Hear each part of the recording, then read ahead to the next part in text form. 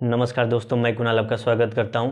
ये हमारी मध्यकालीन इतिहास के सीरीज़ का पहला वीडियो है। मध्यकालीन इतिहास में आज से हम लोग प्रवेश करेंगे। मध्यकालीन इतिहास में प्रवेश करने से पहले हम लोग थोड़ा सा पीछे से रिवीजन कर लेंगे। इससे लिंक स्थापित करने में बेहतरी होगा और हमारा इतिहास बोध बेहतर होगा। तो आइए देखते हैं हम लोगों ने पीछे क्या क्या पढ़ा है। हमने अपने इतिहास की शुरुआत मिस्र की सभ्यता से की थी, जिसका समय काल 3500 BC के आसपास रहा है। उसके बाद मेसोपोटामिया का सभ्यता का अध्ययन किया था, जिसका समय काल 3200 BC के आसपास रहा है। उसके बाद हम लोगों ने सिंधु घाटी सभ्यता का अध्ययन किया था, जिसका समय काल 2300 BC से लेकर 1700 BC के बीच में रहा है। उसके बाद वैदिक काल का अध्ययन किया था, जिसका समय काल 1500 BC से लेकर 600 BC के बीच में रहा है। इन दोनों काल के बीच में 400 साल का गैप रहा है और जिसका इतिहास में कोई भी साक्ष्य मौजूद नहीं है। लेकिन हम लोग लिंक स्थापित करने के लिए हम लोग लोथल की प्रांतीय संस्कृति और झुकर संस्कृति से जोड़ कर देखते हैं।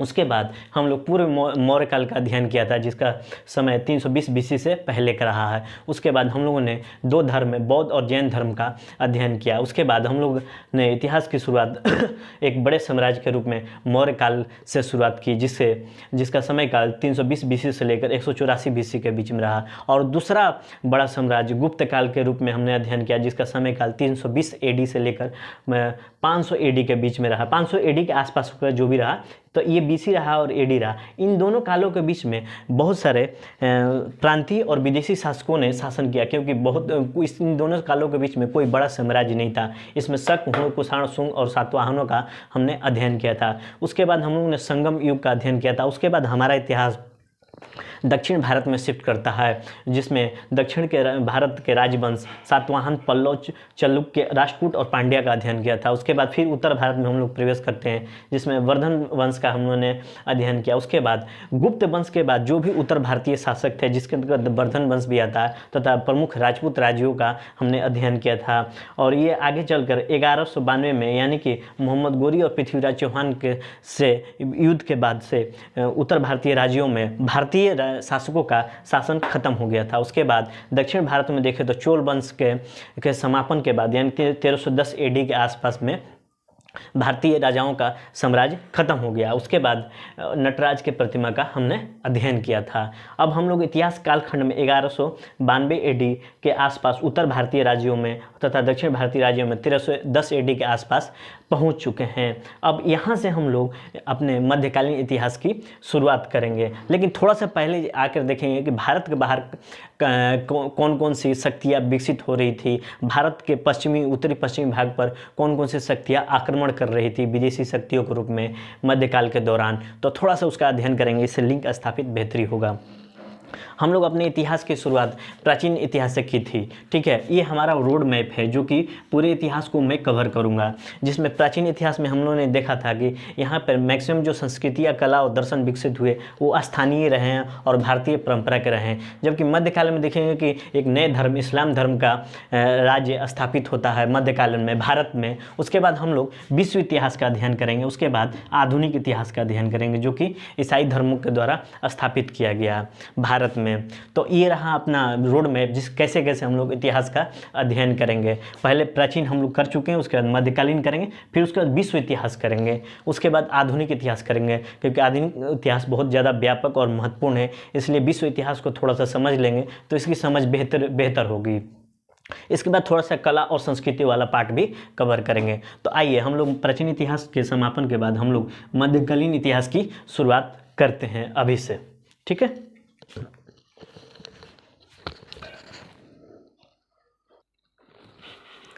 अब हम लोग थोड़ा सा देखते हैं कि प्राचीन भारत और मध्यकालीन भारत के बीच की कड़ी क्या होगा। इस कड़ी को अगर हम लोग स्थापित कर लेते हैं तो हमारा इतिहास बोध खंडित नहीं होगा। तो आइए शुरुआत करते हैं, ये कड़ी क्या है। सबसे पहले देखते हैं कि मध्यकालीन भारत को इतिहासकार ने दो भागों में बांटा, जिसमें पहला अपना है दिल्ली सल्तनत, दूसरा है मुगल काल।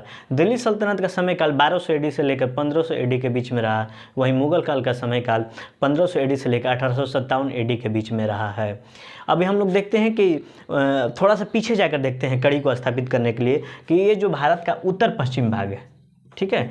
और ये पार्ट अपना पूर्वी भाग है जहाँ पर हिमालय और चीन है, नीचे अरब सागर है पश्चिमी भाग, तथा साउथ में हिंद महासागर, तथा पूर्वी भाग में भी जल है यानी कि बंगाल की खाड़ी है। इन तीनों पार्टों से भारत पर आक्रमण नहीं किया जा सकता और इस पार्ट से भी आक्रमण नहीं किया जा सकता क्योंकि ये बहुत ही दुर्गम क्षेत्र है, ये जल क्षेत्र है। तो यही एक पार्ट बनता है जो भूमि का क्षेत्र, यहीं से भारत में विदेशियों का आक्रमण होता है तथा यहीं से आकर ये लोग भारत में शासन स्थापित करते हैं। जैसे कि हम लोगों ने प्राचीन इतिहास में देखा था कि भारत पर विदेशी हमले उत्तरी पश्चिमी हिस्से से होते थे क्योंकि ये भूमि का भाग होता है। मौर्य काल में यूनानी शासक सिकंदर भी यहीं से प्रवेश किया और बाद में वापस लौट गया। सब मतलब शासन करके अपने मुख्य शासक तो वहाँ से चले जाते थे लेकिन अपने क्षत्रप सामंत और राजपाल को छोड़कर वापस वहाँ से लौट जाते थे, ठीक है। और यही लोग शासन किया करते थे। इसके बाद शक, हुण, कुषाण भी इसी पश्चिमी भाग से आते हैं और इन दोनों का ये जो भी रहे हैं पश्चिमी भाग से जो भी आए भारत में प्राचीन काल में, उनका भारतीय परंपरा, संस्कृति, धर्म, व्यापार, आदान प्रदान, कला जैसे क्रियाओं से संबंध रहा है।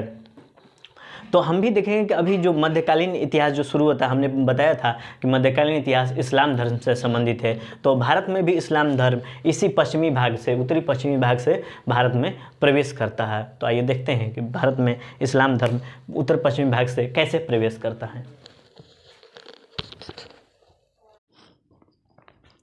आइए थोड़ा इस्लाम के प्रचार प्रसार को देखते हैं कि भारत और विश्व में इस्लाम का प्रचार प्रसार कैसे हुआ, क्योंकि ये इस्लाम के बारे में हमें थोड़ा जानना भी जरूरी चाहिए कि हमारा बहुत बड़ा आबादी इस्लाम धर्म को मानने वाला है और बहुत लंबे समय तक भारत की परंपरा एवं संस्कृति को इस्लाम प्रभावित करते आया। तो थोड़ा समझते हैं इस्लाम का भारत एवं विश्व में कैसे कैसे फैलाव हुआ। तो पहले स्थिति को देखते हैं प्राचीन इतिहास की सीरीज को थोड़ा सा, कि उसमें हमने देखा था कि भारत, पाक और अफगानिस्तान एक ही में था। आज थोड़ा सा वर्तमान में बदलाव आया है बट ये तीनों एक ही था। इसके बाद ईरान आता है, ईरान के बाद इराक, इराक के बाद सीरिया, सीरिया के बाद तुर्की, जो उसके बाद तुर्की का जो इसके जस्ट ऊपर आ जाता है, यूरोप की शुरुआत हो जाती है इसके उत्तरी भाग से। उसके बाद इसके दक्षिणी भाग में अफ्रीकी महाद्वीप आता है जहाँ पर एक मोरक्को देश है जो कि यूरोप के देश स्पेन से सटा हुआ है। उसके बाद तुर्की के बगल में जस्ट इटली है, उसके बाद ग्रीस और यूनान, यानी कि स्पेन तक इस्लाम का प्रचार प्रसार हुआ है। तो देखते हैं कैसे धीरे धीरे। और ये स्लाइड बस इंफॉर्मेशन के लिए है क्योंकि आप अच्छे से लिंक जोड़ पाएँ। जब मैं विश्व इतिहास पढ़ाऊँगा तो बहुत बेहतर ढंग से पढ़ाऊँगा और लिंक जोड़ते हुए पढ़ाऊँगा और व्यापक रूप में पढ़ाऊँगा। तो थोड़ा सा ये स्लाइड इंफॉर्मेशन बस अभी थोड़ा सा जान लीजिए, बाकी बाद में काम आएगा क्योंकि इस्लाम के प्रचार प्रसार को समझने के लिए थोड़ा जानना जरूरी था, इसलिए मैंने यहाँ पर बताया। तो देखेंगे भारत में इस्लाम का आगमन कैसे होता है। तो पहले विश्व की परिस्थिति को देखते हैं कि 8वीं शताब्दी के आसपास यूरोप और एशिया में बहुत बड़ी बड़ी साम्राज्यवादी व्यवस्थाएं ध्वस्त होने लगी। उसी क्रम में 6वीं शताब्दी के उत्तरार्ध में यूरोप का शक्तिशाली राज्य रोम था, जो आज वर्तमान में इटली है, जो कि प्राचीन यूरोप का साम्राज्य का केंद्र था। आपने जूलियस सीजर, अगस्टस और नीरो का नाम सुना होगा, ये उसी से संबंधित है। 6वीं शताब्दी के बाद रोम 2 भागों में बट गया। पहला भाग था अपना पश्चिमी भाग जिसे रोम ही कहा गया तथा दूसरा भाग जिसकी राजधानी कुस्तुनतुनिया थी। इस कुस्तुनतुनिया का जो भी था एशिया के नज़दीक में, ये नज़दीक था, इसलिए यहाँ पर समन्वय संस्कृति विकसित हुई यूरोप और एशिया का। और यहाँ पर सांस्कृतिक व्यावसायिक आदान प्रदान एशिया से इसका होने लगा। इसी क्रम में एशिया से एक बहुत बड़ी शक्ति उभरी और कुस्तुनतुनिया पर अधिकार कर लिया और रोम का पूर्वी भाग पर इसका साम्राज्य का समापन हो गया। तो थोड़ा आगे और देखते हैं।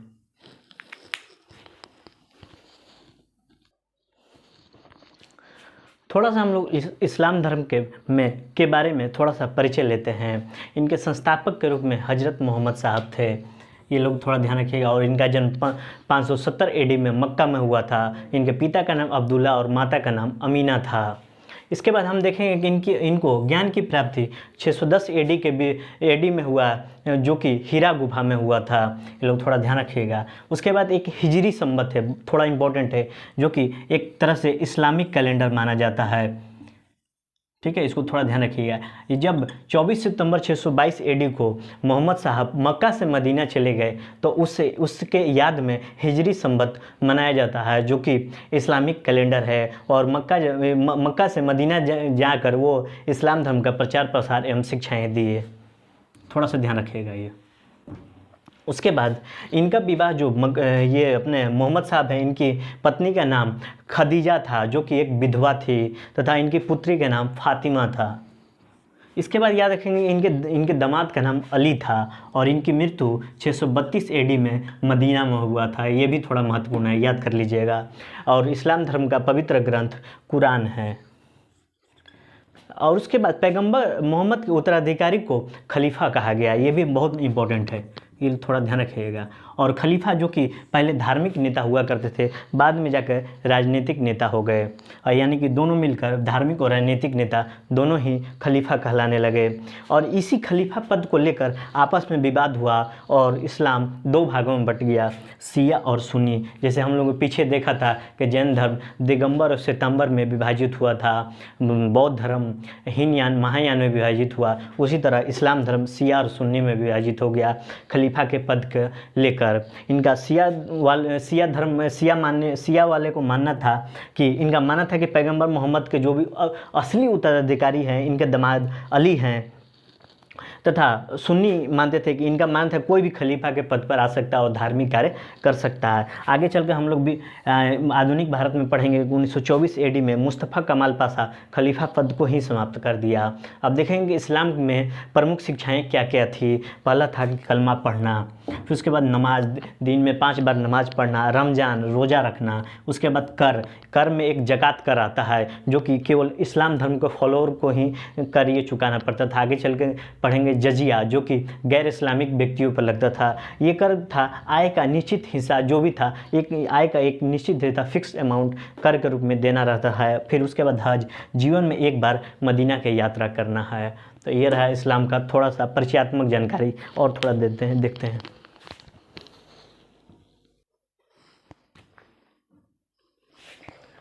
अब थोड़ा एशिया के जो अरब देश हैं उस पर थोड़ा नज़र दौड़ाते हैं। तो थोड़ा मैप में इसको देखते हैं। ये भारत रहा, उसके बाद पाकिस्तान, उसके बाद अफ़गानिस्तान, ये वाला पार्ट सऊदी अरब वाला पार्ट, जितने भी है अरेबिक कंट्री हैं, यमन, ये सब आएंगे इसमें, ठीक है। इस वाले पार्ट पे क्या चल रहा था थोड़ा सा नज़र दौड़ाते हैं।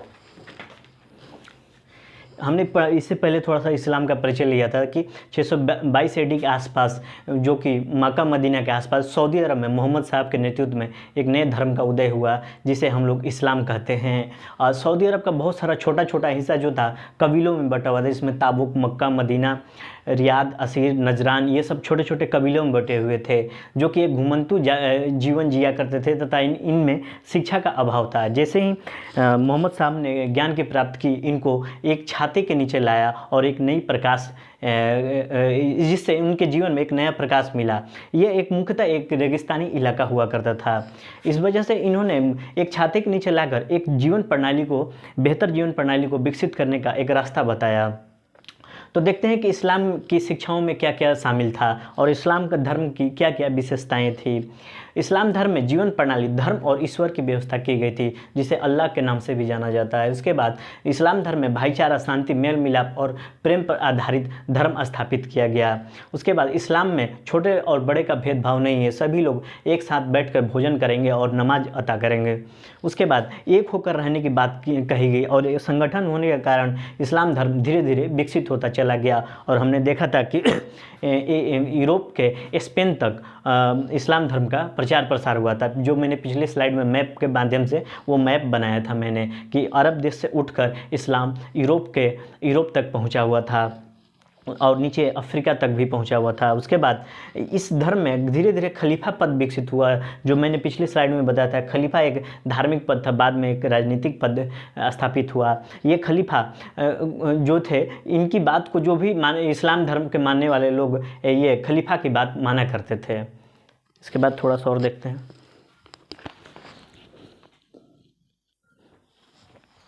थोड़ा सा अब्बासी के संबंध में समझते हैं कि अब्बासी वंश के शासक इस्लाम के खलीफा हुआ करते थे, जो 750 एडी से लेकर 1257 एडी के बीच में ये इस्लाम के धार्मिक प्रमुख थे और इस्लामी साम्राज्य के शासक भी हुआ करते थे। ठीक है। उसके बाद अब्बासी के प्रति जनता के मन में बहुत ज़्यादा श्रद्धा थी, क्योंकि अब्बासी बहुत ही पवित्र माने जाते थे। ये अलग अलग कबीलों को इकट्ठा कर शक्तिशाली बने तथा इस्लाम धर्म का प्रचार प्रसार किया, जो कि अरब देश से लेकर सीरिया, इराक, ईरान, मिस्र और स्पेन में हुआ, जो मैंने पहली स्लाइड में इसके बारे में एक मानचित्र खींचा था। तो यहाँ तक इस्लाम का प्रचार प्रसार हुआ, जो कि वर्तमान में देखेंगे जो कि IS है, Islamic state of Iraq and Syria. ये जो अब्बासियों के नेतृत्व में जो अरब साम्राज्य स्थापित हुआ था उसी को लेकर चलते हैं और वहीं पर अपना इस्लाम स्थापित करने के कहते हैं। उसके बाद देखेंगे अब्बासी बहुत ही विद्वान और उदार थे, लेकिन IS कितने बर्बर हैं। अब्बासी बहुत ही विद्वान और उदार थे। उसके बाद इनके काल में अरब देश जो था विश्व का ज्ञान का केंद्र बना, क्योंकि अलग अलग राष्ट्रों में जब इस्लाम धर्म का प्रचार प्रसार हुआ तो ये सभी धर्म के लोगों को अपने यहाँ स्थान दिया तथा सभी को स्वीकारा, और जहाँ से ज्ञान मिला वहाँ से उस ज्ञान को अरबी भाषा में अनुवाद कराया। जैसे कि भारत की ज्योतिष विद्या, दशमलव प्रणाली, आर्यभट्ट का सिद्धांत, सूर्य सिद्धांत, चरक और सुश्रुत की रचनाएं, पंचतंत्र की कहानियाँ को अरबी भाषा में अनुदित कराया। यहीं से हम लोग 800 AD के आसपास देखेंगे कि भारत में से जुड़ाव सांस्कृतिक रूप से अरब देशों से होने लगा।